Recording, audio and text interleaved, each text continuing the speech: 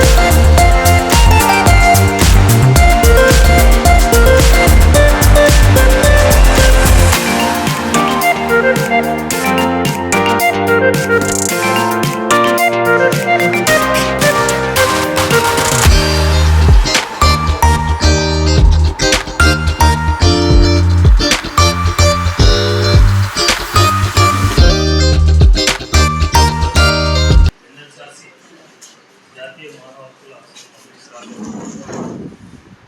సాయిని విజయభారతి గారు మన Kadiri bar association చేయడం జరిగింది. మేడం మీరు కూడా ఇచ్చిన తెలిసింది. నేషనల్ హెచ్ఆర్సీ చైర్మన్గా ఎన్నికైనందుకు ధన్యవాదాలు తెలియజేస్తూ మరి తర్వాత మనం బార్ తరఫున మన ఊరికి గర్వకారణంగా ఈరోజు ఇక్కడికి వచ్చేయడం జరిగింది. మనం దీనికి గాను మనమంతా కూడాను ఈరోజు చిరు సత్కారం చేసి తర్వాత మన బార్కి ఇన్వైట్ చేయడం జరిగింది.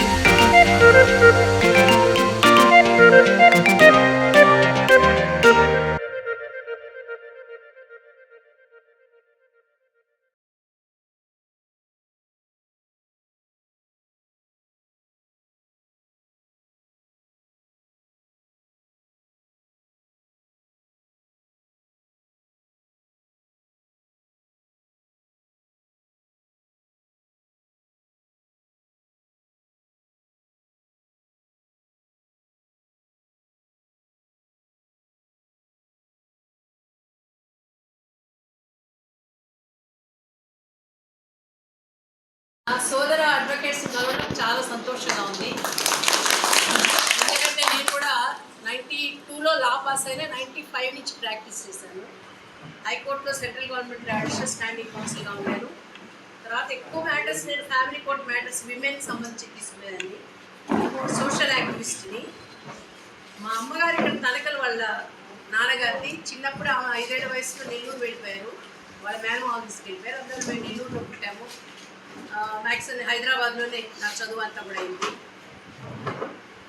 అయితే ఎన్హెచ్ఆర్సీ దాకా వెళ్ళడం అనుకున్నటువంటి విషయం మీతో ఒకసారి నా కో అడ్వకేట్స్ కాబట్టి మీతో పంచుకోవడం చాలా సంతోషం అనిపిస్తుంది. బేసికల్గా నేను బిఎడ్ చేసి తర్వాత లా చేశాను. ఈ బిఎడ్ చేయడానికి కూడా వెనక ఒక పెద్ద కారణం ఉంది. కేవలం ఇంటర్మీడియట్తో నా వివాహం అయిపోయింది. 3 పిల్లలు పుట్టాను. పుట్టిన తర్వాత నాకు ట్రైబల్ ఏరియాస్లో హరిజనవాడల్లో ఆ పిల్లలకి సంస్కార కేంద్రాలు పెట్టి వాళ్ళకి చదువు చెప్తూ ఉండేదాన్ని, అంటే ఫ్రీ సర్వీస్గా. సో నా ఆయనకు ఒక నేషనల్ స్టిక్ కలిగిన ఆర్గనైజేషన్ ఉంది. చేస్తున్న సమయంలో నాకు అనిపించింది నేను ఒక టీచర్ అయితే ఇంకా 10 మంది చెప్పగలను కదా అనిపించి బిఏ చదవడం కష్టపడి ఆ రోజులు 3 పిల్లలు పెట్టుకొని ఇంటికి వచ్చేవాళ్ళు పోయేవాళ్ళతోటి ఎంట్రన్స్ రాసి బిఏలో గవర్నమెంట్ కాలేజెస్ సీట్ తెచ్చుకొని పాస్ అయ్యాను. తర్వాత ఒక 10 స్కూల్స్కి వెళ్ళి మీ స్కూల్లో నాకు గంట టైం ఇవ్వండి, నేను మీకు ఫ్రీ ఎడ్యుకేషన్ ఒకటి ఇస్తాను, ఆ విధంగా మాట్లాడుకొని ఇదే తర్వాత ఒక హైదరాబాద్ ట్రాన్స్ఫర్ కావడం. అక్కడ ఆర్ఫనేజ్కి మాతాజీగా ఉండేది. ఆ పిల్లల యొక్క జీవిత గాథలు అవన్నీ విన్న తర్వాత సమాజంలో పెద్దలు చాలామంది ఉన్నారు, మెయిన్ అడ్వకేట్స్, రైటర్స్, ఇలాంటి వాళ్ళంతా ఉన్నారు. వాళ్ళు చెప్తే సమాజం బాగా ఉంటుంది. వాళ్ళు చెప్పించాలంటే ముందు నేను ఆ స్థాయికి వెళ్ళాలని చెప్పి నిర్ణయించుకొని అప్పుడు లా చేశాను. నేను లా చేసి లాయర్గా మారి నేను కోర్టుకి వెళ్ళేది చాలా తక్కువ, సమాజంలో దిగి చాలా ఎక్కువ. అందువల్ల ఎక్కువ సమాజం యొక్క సమస్యలు ఇవన్నీ చూస్తూ ఉండేదాన్ని. సరే ఆ దీంట్లో 47 years ఆర్గనైజేషన్ పర్మనెంట్ సోషల్ యాక్టివిస్ట్గా ఉంటూ నాకు మరి భగవంతుడు ఎందుకో ఎవరి మాధ్యమంగానో అక్కడ దాకా వెళ్ళేటటువంటి అవకాశం కల్పించాడు. నేనుగా పవిత్రమైనటువంటి నా న్యాయాలయంలో చెప్తున్నాను, నేనుగా ఏ రోజు ప్రయత్నం చేయలేదు.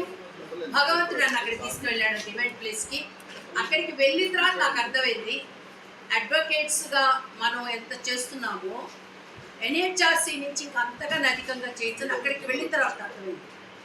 ఎందుకంటే ఒక అడ్వకేట్గా పోలీస్ స్టేషన్కి వెళ్ళి పోలీస్ స్టేషన్లో ఎన్నేసి గంటలు నిలబడ్డా నాకు తెలుసు. ఒక సోషల్ యాక్టివిస్ట్గా జువెనైల్ హోమ్స్కి హాస్టల్స్కి వెళ్ళి లోపలికి ఎంటర్ కాలేక ఎవరెవరో పర్మిషన్లు తీసుకొని వెళ్ళిన మొదటి రూమ్ వరకే పరిమితం అయిపోయి పిల్లలతో కూడా మాట్లాడలేనటువంటి స్థితి అనుభవించాను. ఆడపిల్లల మీద అత్యాచారాలు జరిగినా, వాళ్ళ మీద ఏ అన్యాయం జరిగినా పెద్ద పెద్ద వాళ్ళ దగ్గరికి వెళ్ళాలి. ఒక మినిస్టర్కి ఒక మెమరాండం ఇవ్వాలన్నా, ఒక గవర్నర్కి ఇవ్వాలన్నా ఎన్ని రోజుల నుంచి ప్రయత్నాలు చేయాలో, ఎంతమంది బతిలాడో మాకు అర్థమైంది. ఎన్హెచ్ఆర్సీకి వెళ్ళిన తర్వాత తెలిసింది ఏంటంటే నేషనల్ హ్యూమన్ రైట్స్ కమిషన్లో మనం కూర్చొని ఆన్ ది స్పాట్ మనం మినిస్టర్తో మాట్లాడచ్చు, చీఫ్ సెక్రటరీని పిలిపించవచ్చు, కన్సర్న్ అయితే అథారిటీస్ ఐఏఎస్లు ఐపీఎస్లు ఎవరైనా కావచ్చు. ఒక్క ఫోన్ కాల్ చేస్తే లైన్లోకి రావాలి, లేదు మీరు డాక్యుమెంట్స్ తీసుకొని రమ్మంటే రావాలి, లేదు పలానా జిల్లాకు వచ్చి కలెక్టర్ వచ్చి కలవాలి, దానికి సంబంధించిన ఎస్పీ వచ్చి కలవాలి. మరి దానికి ఉన్నటువంటి అంత విలువ ఏంటి అక్కడికి వెళ్ళిన తర్వాత తెలిసిందండి. మనం ఎన్నో కేసులు చేస్తూ ఉంటాం. ఎక్కడైతే గవర్నమెంట్ అఫీషియల్స్ వల్ల ఫండమెంటల్ రైట్స్ వయలేషన్ జరిగిందో, హ్యూమన్ రైట్స్ వయలేషన్ జరిగిందో వాళ్ళు స్పందించినప్పుడు మనం ఎన్హెచ్ఆర్సీకి వెళ్తే ఎన్హెచ్ఆర్సీ నుంచి యాక్షన్ టేకింగ్ రిపోర్ట్ కోసం వెయిట్గా ఉంటారు. మనందరూ అడ్వకేట్స్ కాబట్టి ఎన్హెచ్ఆర్సీ గురించి ఇప్పుడు చెప్పక్కర్లేదు.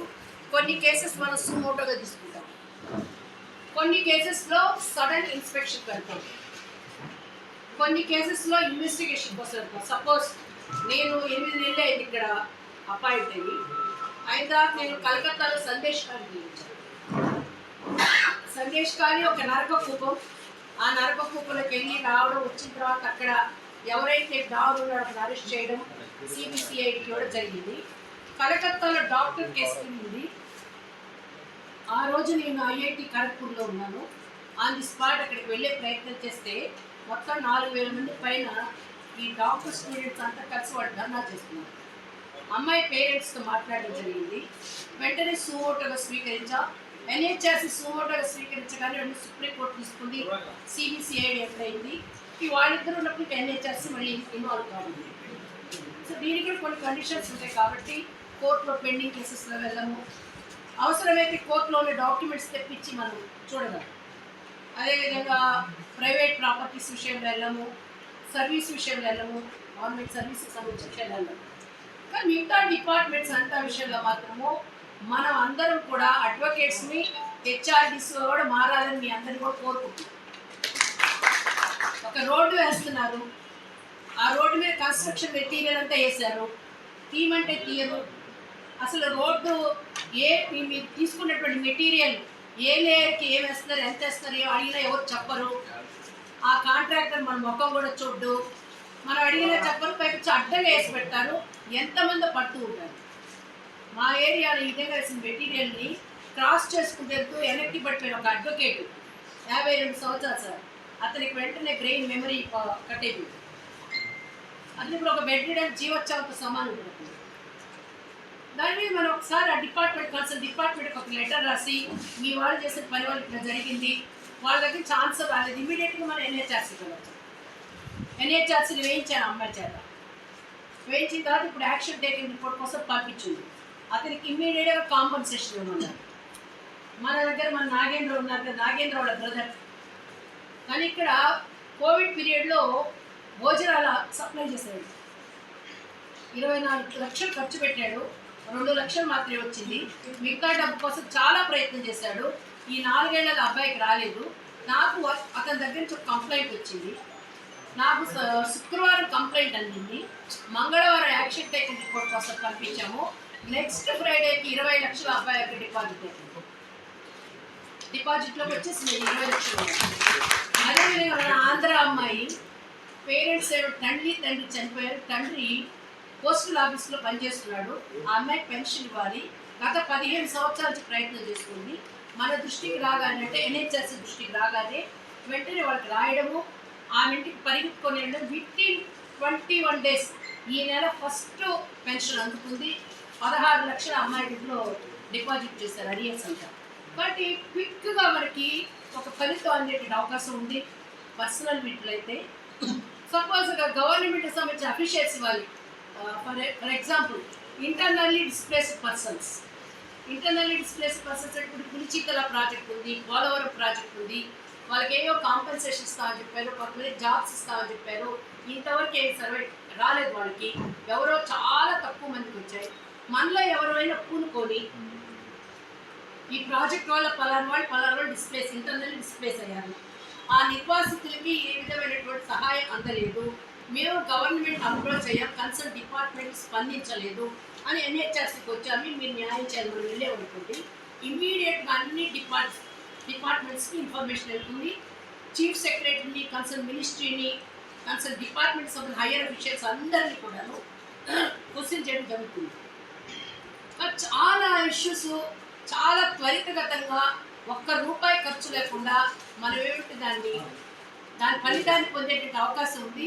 దాన్ని మనందరం వినియోగించుకున్నాం. మిమ్మల్ని అందరూ కూడా సవినయంగా వేడుకుంటున్నాను. ఈ సుమోటో కేసెస్ కూడా 6 నెలల బాబుకి 6 సంవత్సరాల నుంచి ఆపరేషన్ చేయట్లేదు ఎయిమ్స్ వాళ్ళు. పేపర్లో చదివి చాలా బాధ అనిపించి ఇమీడియట్గా సుమోటో తీసుకోగానే థర్డ్ డే ఆ బాబుకి ఎయిమ్స్ వాళ్ళే మంచి డాక్టర్స్ పిలిపించి ఆపరేషన్ చేయించారు. కస్టోడియల్ డెత్స్ అవుతుంటాయి, జ్యుడిషియల్ కస్టడీ డెత్స్ అవుతుంటాయి. వెంటనే 24 అవర్స్లో ఎన్హెచ్ఆర్సీకి ఇన్ఫార్మ్ చేయాలి పోలీస్ డిపార్ట్మెంట్. వాళ్ళకి కాంపన్సేషన్ ఇవ్వడం జరుగుతుంది. అదేవిధంగా ఒక ఎన్కౌంటర్ అయింది, 48 అవర్స్లో ఎన్హెచ్ఆర్సీకి రావాలి. ఇవన్నీ మనకి కంప్లైంట్స్ దీనికి సంబంధించిన వ్యవహారము. సో ప్రతిరోజు ఒక 500 కంప్లైంట్స్ వస్తాయండి. నెలకి 1,50,000 కంప్లైంట్స్ వస్తాయి. అందులో దగ్గర ఒక 80,000 వరకు కూడా డిస్మిస్ అయిపోతుంది. ఎందుకంటే ఆల్రెడీ వేరే వాళ్ళ పేరుతో అడ్రస్ చేసి ఉంటారు, లేదంటే ఆల్రెడీ సబ్జుడిస్ ఉంటుంది, లేదా ఎస్హెచ్ఆర్సీలో ఉంటాయి కొన్ని కేసెస్ ఏమంటే ప్రైవేట్ ప్రాపర్టీస్ సంబంధించి ఉంటాయి, గవర్నమెంట్ సర్వీసులకు సంబంధించి ఉంటాయి. ఇలాంటి వాటిలో ఎంటర్ కాదు కాబట్టి అలాంటివన్నీ వెళ్ళిపోతుంటాయి. మిగతా కేసులు తీసుకుంటూ ఉంటారు. ఇవన్నీ కాకుండా కొన్ని ఇష్యూస్ మీద ఎన్హెచ్ఆర్సీ గైడ్ లైన్స్ ఇస్తుంటుంది, గవర్నమెంట్ పాలసీ తయారు చేయడంలో సలహాలు ఇస్తూ ఉంటుంది. అలాంటి కొన్ని చెప్తాను మీకు. బెగ్గర్స్, మనం ఇప్పుడు బెగ్గర్స్ అనడానికి లేదు, the persons who involved in beggary. So భిక్షుక వృత్తిలో ఉన్నటువంటి వాళ్ళని మాట ఉపయోగించాలి, వాడు బిచ్చగడము. అదేవిధంగా ట్రాన్స్జెండర్స్, ఎల్జీబీటీక్యూ వాళ్ళ విషయంలో, పెద్దవాళ్ళు ఎల్డర్లీ ఏజ్డ్ పర్సన్స్ వాళ్ళకి సంబంధించి, విడోస్కి సంబంధించి, వీళ్ళందరి విషయాల్లో కొన్ని గైడ్ లైన్స్ కోసంగా అడ్వైజరీస్ తయారు చేసి అన్ని స్టేట్ గవర్నమెంట్స్ పంపించాము, యూటీస్ పంపించాము. వాళ్ళ దగ్గర నుంచి సలహాలు వచ్చిన తర్వాత ఆ రికమెండేషన్స్, సజెషన్స్ చూసి అవన్నీ చర్చించి కమిషను గవర్నమెంట్కి ఇవ్వడం జరుగుతుంది. లేదంటే ఎన్హెచ్ఆర్సీ గైడ్లైన్స్ తయారు చేసి పంపిస్తుంది. వాటిని కంపల్సరీ కూడా వాటిలన్నిటి కూడా అంగీకరించి తీరాల్సిందే. సో ఈ విధంగా ఉంది. తర్వాత ఇంకొక విషయము, ఈ అడ్వైజరీస్ కానివ్వండి, రికమెండేషన్స్ కానివ్వండి, ఎవరు ఎలా తీస్తారు మీరు అన్నప్పుడు ఎన్హెచ్ఆర్సీ ఒక మంచి పని చేస్తుంది. యూనివర్సిటీస్ తోటి, ఎన్జిఓస్ తోటి, ఇన్స్టిట్యూషన్స్ తోటి, కాలేజెస్ తోటి టైఅప్ అయ్యి కార్యక్రమాలు తీసుకుంటుంది. పర్సనల్గా వెళ్ళి కొన్ని ఇష్యూస్లో తానే మాట్లాడుతుంది. అంటే కమిషన్లో ఉంటే మెంబర్స్ వెళ్ళి మాట్లాడి అట్లా వచ్చినప్పుడు మాకు కూడా ఇన్వెస్టిగేషన్ డిపార్ట్మెంట్ వాళ్ళు వస్తారు.